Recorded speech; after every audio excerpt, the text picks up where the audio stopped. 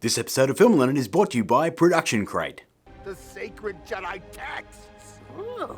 Today on Film Learnin, we're doing this.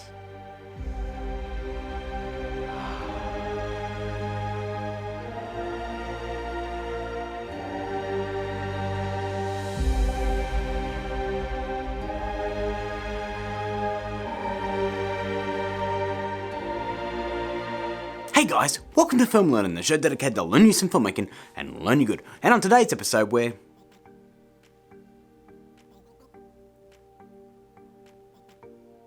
floating some rocks? Okay, we'll do that.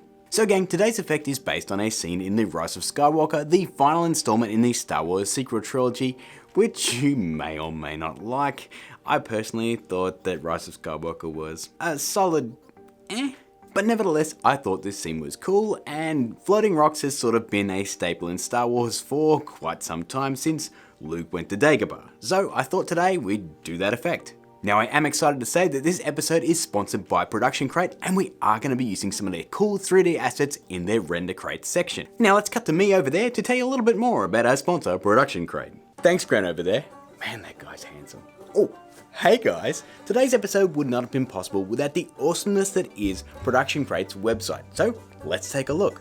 It's fair to say that RenderCrate has a lot of content on here, because there is, like, OMG so much. From all of their VFX and media elements in FootageCrate, to the sound effects and music in SoundCrate, to the stills, set extensions and materials in GraphicsCrate, and of course, the 3D assets we're using today in RenderCrate.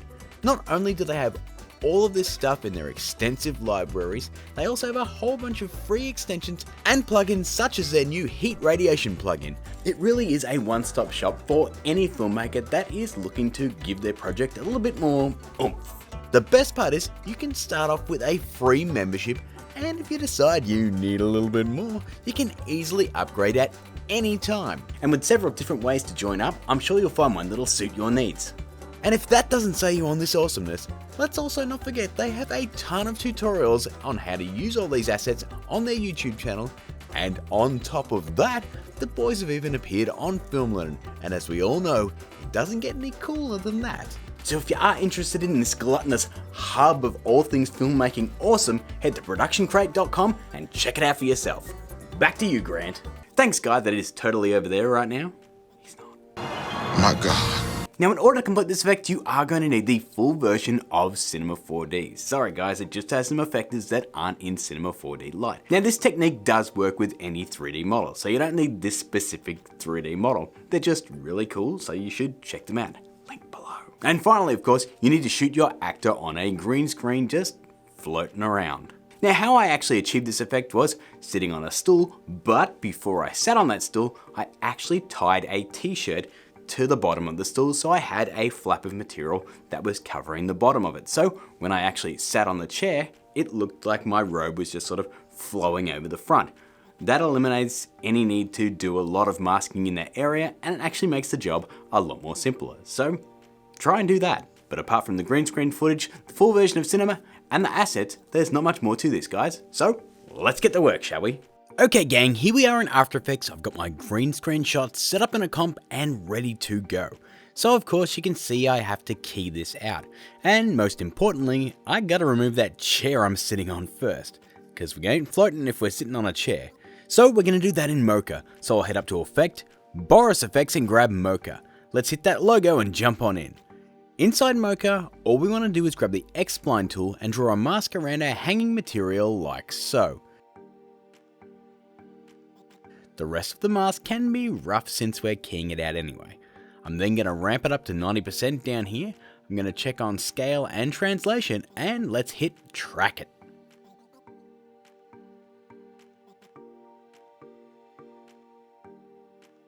Nice, the track is done. I'll just make a few adjustments on the material since the parallax of my sliding shot does make the shape a little different over time. Done. Let's now hit save and head back to After Effects. Back in After Effects, I'm going to turn my apply mat on right here, and bam, the chair is gone. We are officially floating. Now all I have to do is just key out the green surrounding me, and since I've covered this countless times on this show, I'm just going to skip it with the Batman transition. Holy editing, Batman, we're back and it's all keyed out. Time to render out this bad boy and head over to Cinema 4D. Now before we do, make a note of how long your comp is. We are going to need that a little later. Done. It's in the brain. Let's now add this to the render queue, and inside the lossless menu, we're going to select PNG sequence and make sure that RGB plus alpha is selected. Now this is important because we need that alpha channel, guys. Let's then hit render and bang on over to Cinema 4D. Alrighty, here we are in Cinema 4D. As you can see, I've imported in several 3D rocks from RenderCrate's awesome 3D library, RenderCrate. These are actually photogrammetry models and they look fantastic. One might even say they rock. That's the joke.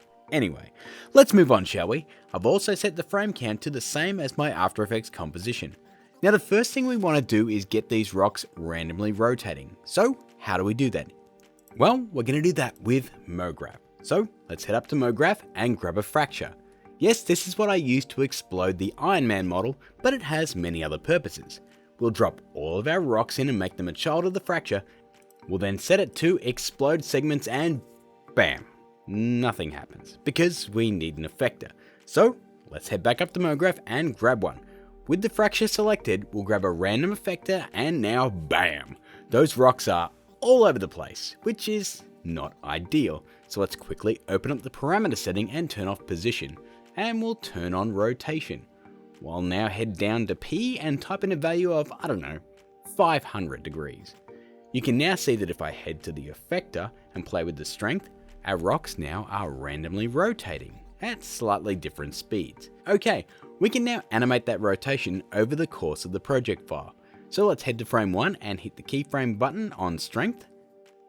We'll then head to the end and crank it up to 100% and hit it once more. Now that's going to result in a spline animation that starts and stops, as you can see from the preview.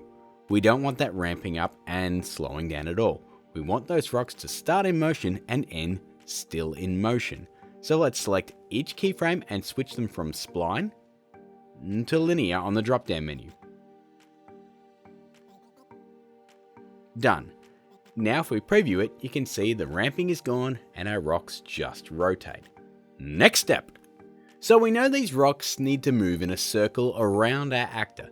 So how do we make them move in that circle? Well, it's actually super easy, barely an inconvenience. Let's start by adding a circle spline, like so. We'll then set the radius down to around 150 or so, and we'll set the plane to XZ. Done, that is just sitting directly on the 3D floor. Let's now highlight all of our rocks, head to Tags, Cinema 4D Tags, and select Align to Spline. Then all we need to do is drop our circle spline in right here and bleh, they all clump together and it looks god awful. But if we deselect them and click on the first Align to Spline tag right here, we can see this down here, position percentage.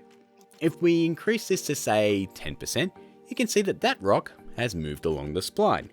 So let's keep going. Click on each tag individually and let's populate the circle with our rocks. The bigger the number, the further the object will move along the path, and done. We now have a bunch of rocks twirling around in a circle. Nice. Now guys, obviously we can add more rocks, but for the purpose of the tutorial, I'm going to keep that number low. So what now? Well, we have the circles of rocks rotating around our actor. So let's get that rotation going, which is also easy to do. We're going to select our circle spline, add a keyframe right at the start, head to the end of the project, and with the rotation function selected, we're going to grab this axis and rotate it around a little like so. We'll then of course add another keyframe. We'll then do exactly what we did with our other keyframes. We're going to select these individually and turn them to linear keyframes.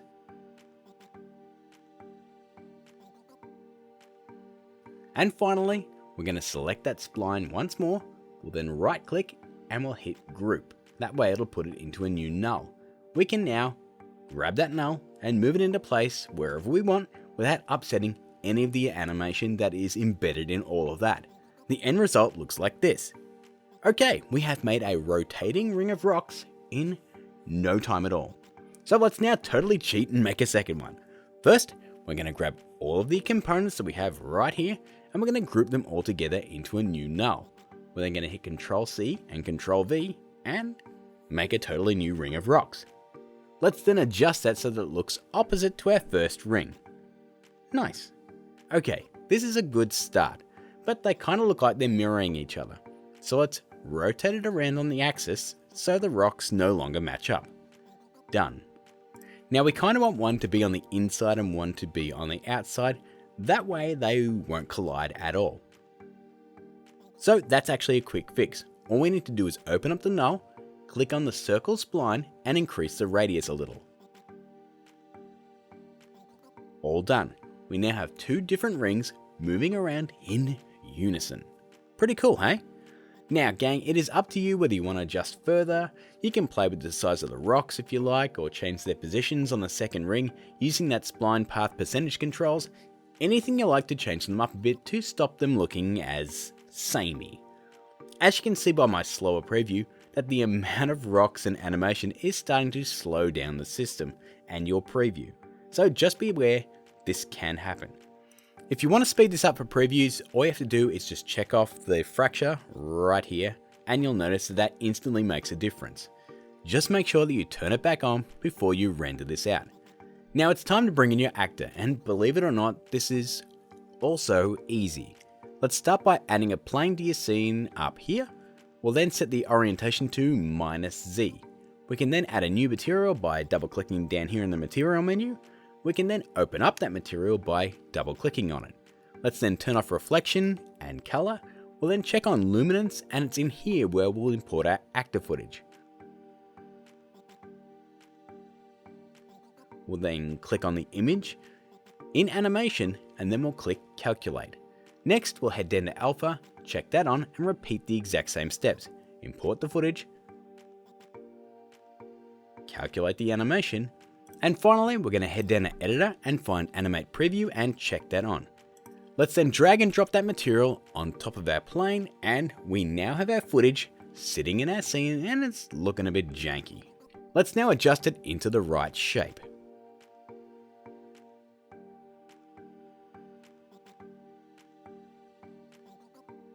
That's much better. If we check out a preview, you can now see we have two circles of rocks orbiting around our keyed out actor, and because we set our actor onto the luminance layer of our material, he isn't going to be affected by the light in the scene, but he's still going to cast real shadows onto the rocks that go behind him once we add some lights. Nice. One of the advantages of having your actor already in these scenes as well is the ability to add a camera and actually do a camera move. Now obviously you do have some limitations due to the 2D nature of your clip, but you can totally move in 3D space for a nice dolly in if you want. Hell, you could even throw in some foreground objects to sell the effect even more, like I did with this tree stump here. Now lastly guys, before we get to render settings, let's light the scene. Now gang, I made note of where I placed my lights when I shot my green screen footage, and I also know how my background looks. So I'm just going to add a couple of lights. One backlight that I'll just put up here, and then I'll just put one foreground key light. Now this is going to work for everyone, it's based on my setup gang. All you need to do is just light based on your shot. Now just make note of two things I'm going to do. Firstly, you'll need to turn on soft shadows for both lights, and then within those shadow settings, I'd highly recommend lowering the density of the shadows to around 75% so they're not quite as harsh. Finally, let's turn back on our fracture and then onto those render settings. Let's start by adding ambient occlusion. Why? Because why not? Now guys, just like with last week, we're going to do two renders. One's going to be our PNG sequence. That's just our normal render. And then we're going to render out an RPF file as well, so we can tackle depth of field inside After Effects. For more information on that, please click on the card above for last week's episode where I explain how to do that and why you do that. Now gang, one thing I will note is that when I rendered out the RPF file, I actually used this material override function, Essentially, all this does is just limit what you actually render. So I'm not rendering any transparency, I'm not rendering any bump maps, and I'm not rendering any materials. It essentially just comes out like a grey mess. But this actually is okay for the RPF dev file, and it really does speed up that render time as well. So if you want to do that, I highly recommend doing it. So let's skip ahead to After Effects. Okay gang, so here's my final shot. So you can see I've applied depth and field, and I've added my background, which is actually just a motion wallpaper from Star Wars Battlefront 2 that I found on YouTube. Now, I've comped this all together with Red Giant Super Comp, which is amazing. Now, I would take you through the process of doing that, but Stu Maschowitz has already done an outstanding job with his walkthrough over on the Red Giant channel. And since he built it, actually built it, I think I'll leave it up to him to explain the ins and outs and how everything works within SuperComp. So gang, that is how you build a whole bunch of objects orbiting around your floating actor in 3D space. And that is another effect. Done. Add up all those steps and you get something like this. Today on Film Learning, we're doing this.